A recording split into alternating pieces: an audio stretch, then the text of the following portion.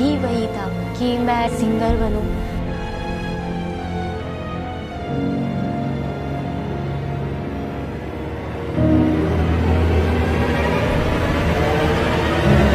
मुझे नहीं पता था एसिड क्या होता है। मैं उस टाइम पे 12 साल की थी और मैं घर से बिल्कुल भी नहीं निकलती थी बाहर, और बहुत सहमी टाइप की लड़की थी। मैं रहती थी गोल्फिंग में 42 में, और वो लड़का 45 में, वो काम करते थे आके। तो मेरा भाई खेलने के लिए जाता था तो उनसे भैया भैया करके बोलता था, उनके साथ खेलता था इस तरीके से। तो उनके पास कुछ ऐसा सेल फोन वगैरह था जिसे वो बेचना चाहते थे, और मेरा भाई छोटे में उसको इतना इंटरेस्ट था, पापा मुझे चाहिए चाहिए। हाँ हाँ बेटा, मैं अंकल से वही बात कर रहा हूँ, आपके फ़ोन के लिए बात कर रहा हूँ। कोई बात नहीं अंकल, जो आप ठीक समझिए दे दीजिए।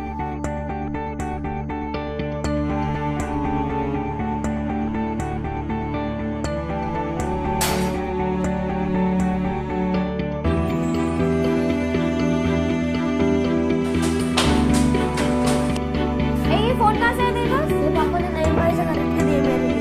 वो बच्चा तो क्या करेगा? फिर मैं फोन करूँगा। मुझे दे, मैं रखूँगी। उसके एक हफ्ते के बाद ही फिर उन्होंने अपनी सिस्टर को लेके आए। लक्ष्मी, देखो नईम की बहन आई है। फिर उनकी सिस्टर से बहुत अच्छी दोस्ती हो गई मेरी।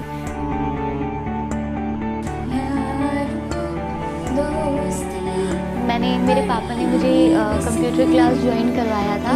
मैंने फर्स्ट टाइम एक लॉन्ग सूट पहना था, और फर्स्ट टाइम अब बाल वाल खोले थे, पहली बार ऐसा हुआ था। और फिर मैं इंस्टीट्यूट जा रही थी। अरे लक्ष्मी, अरे भैया, कहाँ जा रही हो? इंस्टीट्यूट जा रही हूँ। अच्छा चलो मैं छोड़ देता हूँ। नहीं भैया, मैं चली जाऊंगी। अरे चलो छोड़ देता हूँ। हाँ? ठीक है भैया। और ये सूट कहाँ से लिया? क्यों भैया? सही लग रही है। थैंक यू भैया। बस कहने के लिए छोटी हो, बड़ी हो गई। अच्छा भैया, मैं जाती हूँ। अच्छा ठीक है, वापस खत्म करके आओ, मैं तुमको यहाँ मिलता हूँ।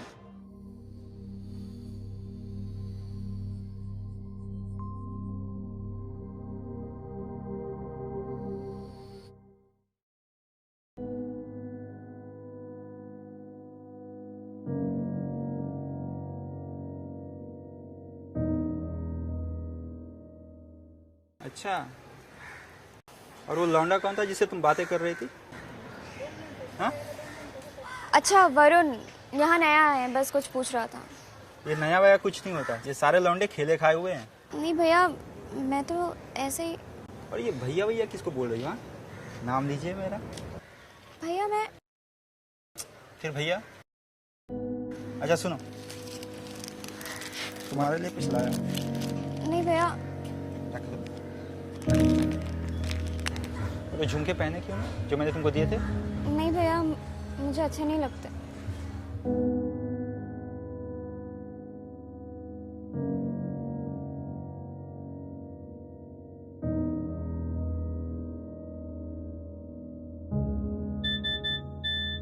उस टाइम पे 13 साल की थी, और उन्होंने जब मुझे प्रपोज किया था, और वो 32 साल के थे।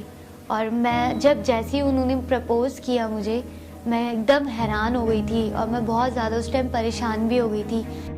और मैं उनको भाई की ही नज़र से देखती थी, शुरू से ही भाई भाई करके ही बोलती थी।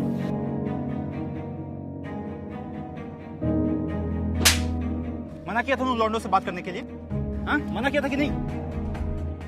सॉरी भैया। नहीं भैया भैया क्या लगा रखा है? हाँ? और कल मैसेज जो भेजा था उसका जवाब क्यों नहीं आया? जवाब क्यों नहीं आया?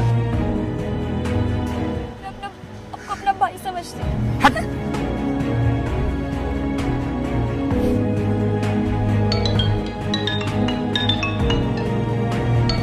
19 अप्रैल को मैसेज किया उन्होंने मुझे, तो मैंने उनका कोई रिस्पांस नहीं दिया। फिर उसके बाद उनका फिर अगला मैसेज आता है कि मैं तुमसे प्यार करता हूँ, शादी करना चाहता हूँ, मुझे अभी और इसी वक्त इसका जवाब चाहिए। तो मैंने उसका जवाब कुछ भी नहीं दिया। मैं इसीलिए नहीं बता पाई क्योंकि मुझे डर था कि मेरी मम्मी पापा, वैसे ही उन्होंने मेरे घर पे इतना कुछ मेरे बारे में गलत बोला था, और मुझे डर लग रहा था कि अगर मैं कुछ भी ऐसा बोलती, पता नहीं मतलब मम्मी पापा कैसा रिएक्ट करते या मुझे मारते और वो कहीं मुझे भेज नहीं देते या मेरी नानी के घर पे। के बाद मैं धीरे धीरे करके इंस्टीट्यूट जाना ही, फाइनली मैंने इंस्टीट्यूट भी छोड़ दिया जाना।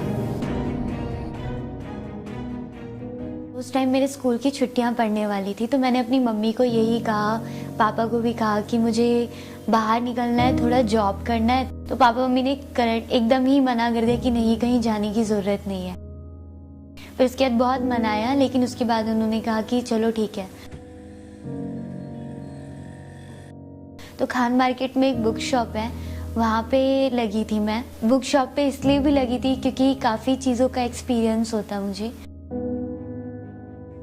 मेरे को 15 दिन भी नहीं हुए थे उस बुक शॉप पे।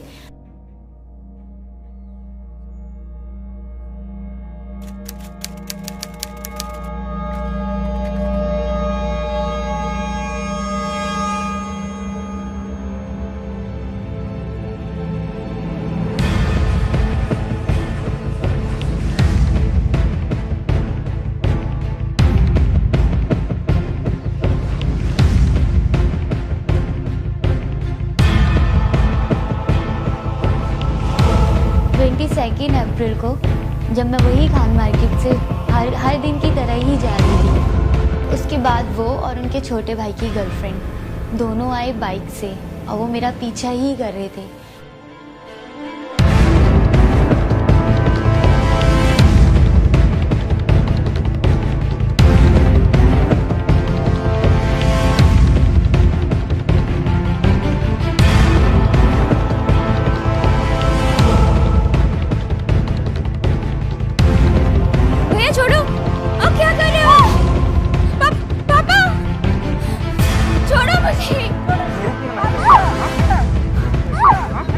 राखी मार, मेरे को मना करेगी यार, मेरे को मना करेगी। अरे मार, मार ऐसे इसको। पापा!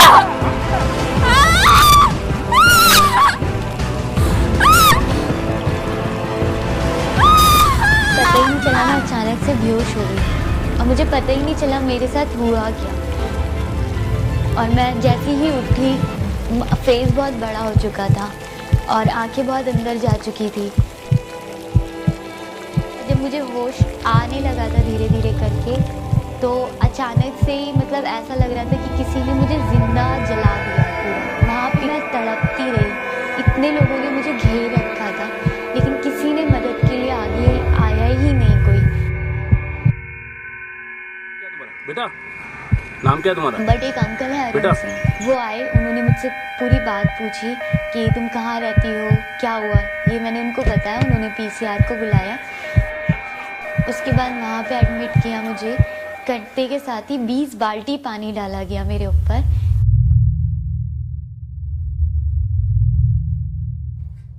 और मेरे पापा पीछे आए, मैंने अपने पापा को गले लगा तो मेरे पापा की पूरी शर्ट भी जल गई, इतना पानी डालने के बाद भी। एक खूबसूरत सा एहसास थी मैं, कुछ कर गुजरने की आस